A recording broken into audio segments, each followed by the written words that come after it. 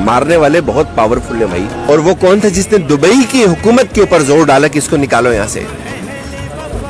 वो दुबई गए थे, यहाँ से यूएई में थे ना, यूएई से उनको क्यों निकाला गया बाहर? और बताया जा रहा है कि अनफॉर्चुनेटली वो सिर्फ कीनिया जा सकते थे पाकिस्तानी पासपोर्ट के ऊपर।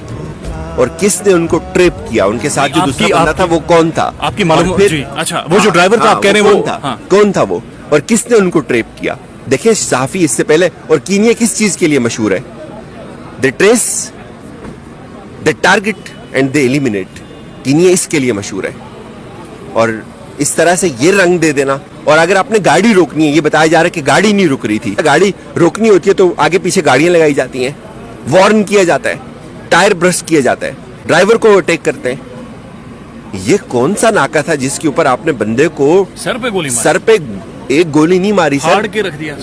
और कहा यह जा रहा है कि यार ये तो मिस्टेक है।